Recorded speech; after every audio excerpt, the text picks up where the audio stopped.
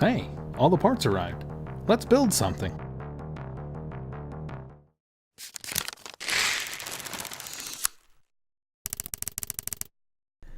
At the heart of the system, we have the new Ryzen 5 2400G clocked at 3.6 GHz with a Vega 11 graphics. The motherboard is a Gigabyte AB350N gaming Wi-Fi. It's an affordable, feature-packed, overclockable ITX motherboard. We paired this with 16 GB of T-Force Vulkan 3000 MHz DDR4 memory.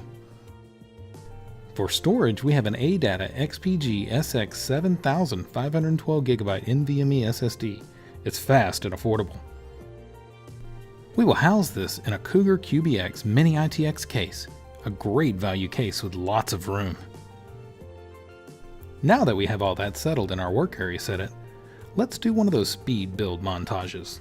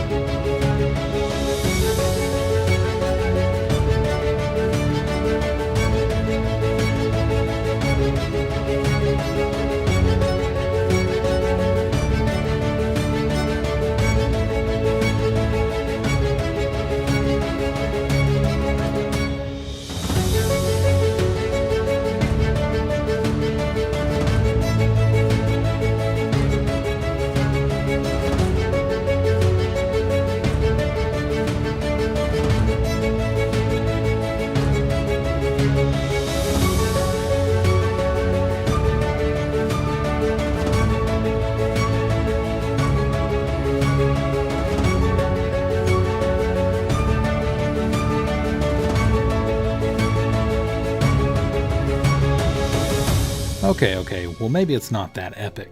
It is cool, and I am overall pleased with the outcome. It's always hard to do good cable management in such a small chassis, but it came out okay for not using a modular power supply. Some of those difficulties I had could have been avoided by doing this, and next time I definitely will. The case has some interesting features to it. For one, there's a power extension inside for hiding a full-size ATX power supply. Another is on the inside flip-up grill. It can accommodate an additional two 3.5-inch drives and a 120mm fan.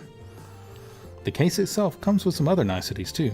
For example, on the bottom, the intake fans have dust filters. And also for those still needing an option for an optical drive, you can up top, being it's a slim slot loading of course. My thoughts on the performance? Impressive. This is definitely a solution for those looking to avoid the crypto tax and want an entry-level position into the PC gaming world. So what are your thoughts on the build and Ryzen APUs? What performance numbers do you want to see from this system? Let's start a discussion in the comments below.